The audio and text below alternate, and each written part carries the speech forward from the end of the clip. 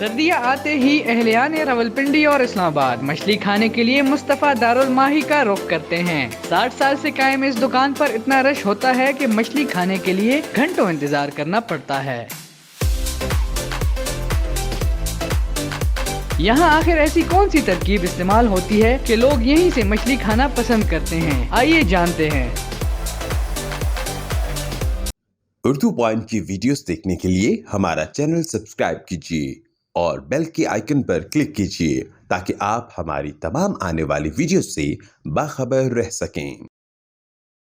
अस्सलाम वालेकुम नाज़रीन, मैं हूँ उस्मान पराचा और आप देख रहे हैं उर्दू पॉइंट। जैसे जैसे आप देख रहे हैं कि सर्दी की शिद्दत में इजाफा हो रहा है तो मछली खाने वाले अफराद की तादाद में भी इजाफा हो रहा है और मछली की ख़रीदो फ़रोख्त में भी इजाफा हो रहा है। इस वक्त हम जिस फ़िश पॉइंट पर मौजूद हैं वो रावलपिंडी में मौजूद है और इस फ़िश पॉइंट का नाम मुस्तफ़ा दारुल माही है, जो 60 साल कदीमी फ़िश पॉइंट है।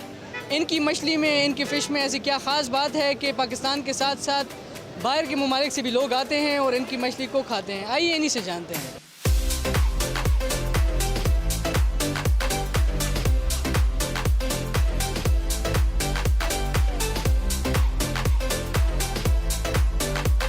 मेरा ताल्लुक़ जी लकी मरवत से, डिस्ट्रिक्ट लकी मरवत के पीके, और मैं ख़ुद डॉक्टर हूँ।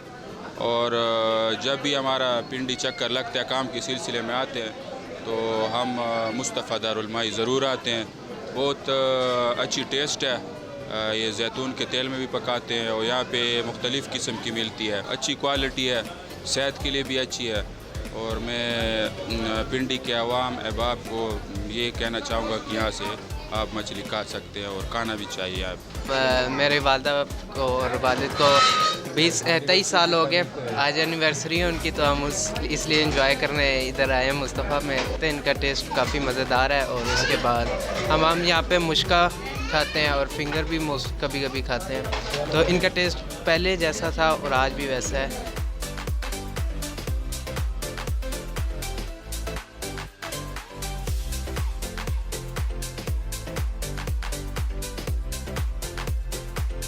इस वक्त हमारे साथ मौजूद हैं मुस्तफ़ा दारुल माही फ़िश पॉइंट के जो ऑनर हैं अबू बकर साहब। उनसे हम जानते हैं, क्योंकि यहाँ पर काफ़ी रश भी थी और हमें बहुत मुश्किल से एक जगह मिली है जहाँ हम बैठ के उनसे बात कर रहे हैं।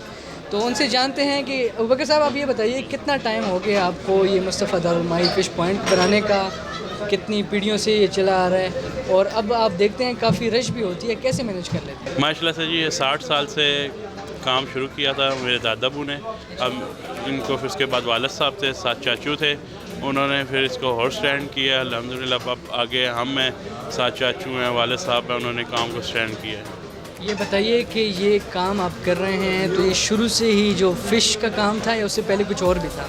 जी, शुरू से फ़िश का काम किया है। अभी हम देख रहे हैं काफ़ी बड़ी आप लोगों की शॉप है और लाइट्स लगी हुई हैं। जब शुरू किया था तो तब भी यही हालत थी या उस वक्त किसी छोटी सी शॉप से शुरू किया था? नहीं जी, छोटी सी शॉप से शुरू किया था, एक कॉर्नर पे शॉप थी सामने, वहाँ से स्टार्ट किया था। शुक्र अल्लाह का, आस्ता आस्ता करते हुए आज इस मुकाम पे पहुँचे हैं। ये बताएं कि आप लोगों के पास कौन कौन सी फ़िशेज़ हैं और स्पेशलिटी क्या है कि लोग इतनी रश होती है और लोग आते हैं, इसको पसंद करते हैं? जी, हम कराची से मंगाते हैं, सी फूड का काम करते हैं। पॉम्फ्रेट है हमारे पास, उसके अलावा फिंगर फिश है, बारबेक्यू में है।